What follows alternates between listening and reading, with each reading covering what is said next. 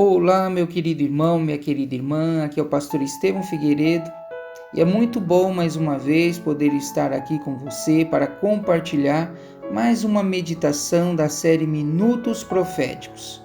Mas antes, vamos pedir a presença de Deus. Senhor nosso Deus, colocamos nesse momento a nossa vida em Tuas mãos para que o Senhor nos ilumine através do Espírito Santo, para compreendermos a meditação de hoje. Nós oramos em nome de Jesus. Amém.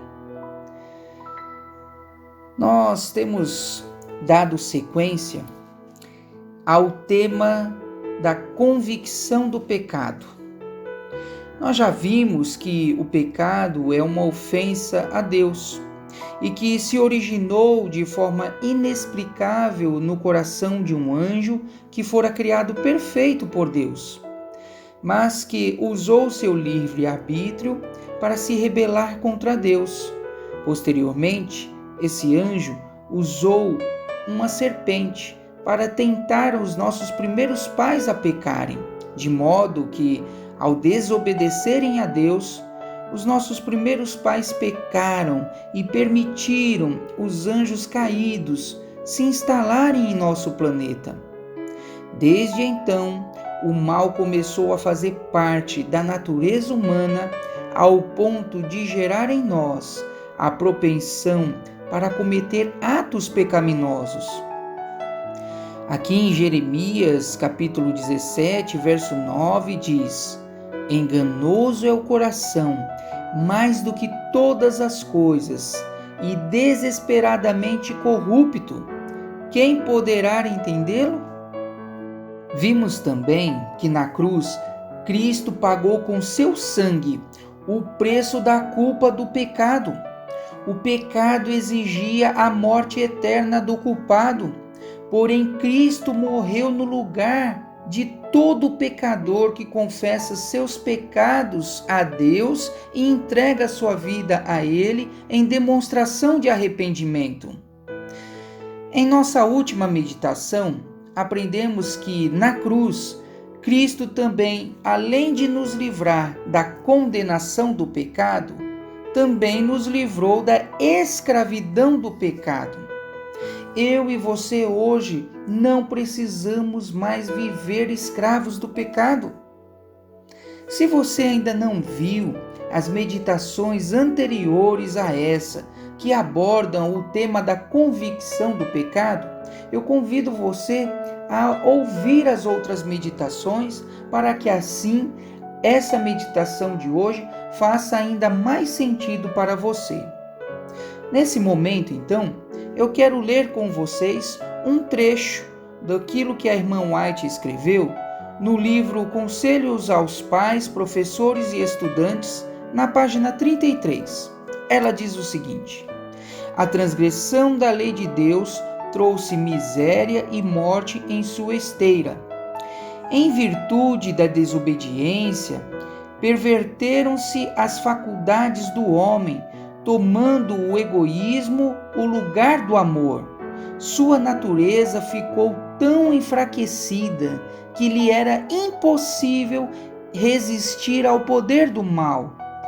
E o tentador viu satisfeito seu intento de impedir o plano divino na criação do homem e de encher toda a terra de miséria e desolação.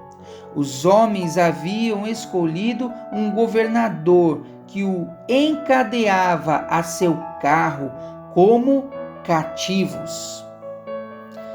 Irmãos, aqui o pecado é mencionado como sendo fruto da transgressão da lei de Deus. No Éden, Deus havia dado uma única ordem, uma única lei que exigia a obediência, como prova de que nossos primeiros pais aceitavam a soberania do Criador. A quebra dessa lei resultaria na rebelião contra a palavra de Deus, ou seja, contra o próprio Deus. A estratégia de Satanás era levar a humanidade a se afastar do Criador, vivendo em rebelião aberta contra Deus. vivendo na prática do pecado, que nada mais era do que a transgressão da lei de amor de Deus. Após a queda, e devido à natureza humana estar corrompida pelo pecado, Deus viu a necessidade de transmitir para o seu povo, de maneira clara, a sua lei de amor, a lei que rege o céu, onde todas as criaturas amam a Deus sobre todas as coisas e amam o próximo como a si mesmos. A Bíblia diz que Deus escreveu com o seu próprio dedo em tábuas de pedra a sua santa lei.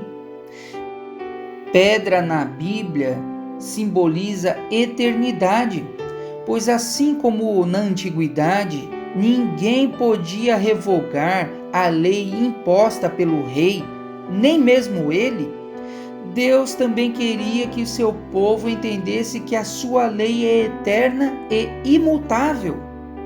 Já não adiantava mais Deus estipular uma lei para não comer de uma determinada árvore. Deus teve que mostrar através da sua lei as inclinações que o homem teria agora para aquilo que é pecado, para aquilo que é ofensivo a Deus. E assim o homem aprendesse sobre a sua condição pecaminosa, também aprendesse sobre a sua necessidade do perdão de Deus, mas também aprendesse o que é pecado e também sobre os princípios eternos de Deus e que rege o seu reino. Queridos irmãos, se eu e você queremos fazer parte do reino de Deus e morar nesse reino, precisamos aprender os princípios que regem esse reino. É por isso que é importante eu e você conhecermos os 10 mandamentos, mas também praticá-los, pois esses princípios continuarão por toda a eternidade. Os princípios dos 10 mandamentos foram corrompidos do coração do ser humano após a entrada do pecado. Vejamos quais são os 10 mandamentos de Deus aqui mencionados no livro de Êxodo, capítulo 20, versículo do 3 ao 17. Primeiro mandamento: não tenha outros deuses diante de mim. Segundo mandamento: não faça para você imagem de escultura, nem semelhança alguma do que é em cima no céu, nem embaixo na terra, nem nas águas debaixo da terra. Não adore essas coisas, não preste culto a elas, porque eu, o Senhor seu Deus, sou Deus zeloso, que visito a iniquidade dos pais nos filhos, até a 3ª e 4ª geração daqueles que me odeiam, mas faço misericórdia até 1000 gerações daqueles que me amam e guardam os meus mandamentos. Terceiro mandamento: não tome o nome do Senhor, seu Deus, em vão, porque o Senhor não terá por inocente o que tomar o seu nome em vão. Quarto mandamento: lembra-te do dia de sábado para o santificar. 6 dias trabalhará e fará toda a tua obra, mas o 7º dia é o sábado dedicado ao Senhor, seu Deus. Não faça nenhum trabalho nesse dia, nem você, nem seu filho, nem sua filha, nem seu servo, nem sua serva, nem seu animal, nem o estrangeiro das tuas portas para dentro. Porque em 6 dias fez o Senhor os céus e a terra, o mar e tudo que neles há, e ao 7º dia descansou. Por isso o Senhor abençoou o dia de sábado e o santificou. Quinto mandamento: honra seu pai e a sua mãe, para que você tenha uma vida longa aqui na terra que o Senhor teu Deus te dá. Sexto mandamento: não mate. 7º mandamento: não cometa adultério. 8º mandamento: não furte. 9º mandamento: não dê falso testemunho contra o teu próximo. 10º mandamento: não cobice a casa do seu próximo, nem cobice a mulher do seu próximo, nem o seu servo, nem a sua serva, nem seu boi, nem seu jumento, nem coisa alguma que pertença ao seu próximo. Queridos, a lei de Deus expressa o caráter de amor que Ele tem. Ele pede que amemos a Ele através dos 4 primeiros mandamentos acima de todas as coisas. E Ele também pede que amemos o nosso próximo como a nós mesmos através dos 6 últimos mandamentos. A lei de Deus nos foi dada para a preservação da vida. No entanto, as consequências de uma vida no pecado nos leva a duas coisas: a escravidão e a morte eterna. Em Romanos, capítulo 6, verso 16 diz: Não sabeis que daquele a quem vos ofereceis como servos para obediência, desse mesmo a quem obedeceis sois servos, seja do pecado para a morte ou da obediência para a justiça? Queridos, não basta nós dizermos que amamos a Deus sem termos uma vida de obediência a Ele. Em 1 João, capítulo 3, verso 4 a 6 diz: Todo aquele que pratica o pecado também transgride a lei, porque o pecado é a transgressão da lei. E vocês sabem que ele se manifestou para tirar os pecados, e nele não existe pecado. Todo aquele que permanece nele não vive pecando. Todo aquele que vive pecando não o viu e nem o conheceu. Satanás foi expulso do céu porque não estava mais disposto a obedecer à lei de Deus. Ele queria estipular a sua própria lei. Hoje, o ser humano que vive longe de Deus também quer procurar seguir as suas próprias leis, pensando que assim será mais feliz. Porém, fecham seus olhos para não enxergar que caminham em direção ao abismo. O Senhor hoje está te convidando a consagrar a sua vida em obediência a Ele, guardando fielmente os seus mandamentos. Que você tenha um abençoado dia ao lado de Deus e assim possa receber dele a força necessária para praticar os seus mandamentos de amor. Um grande abraço.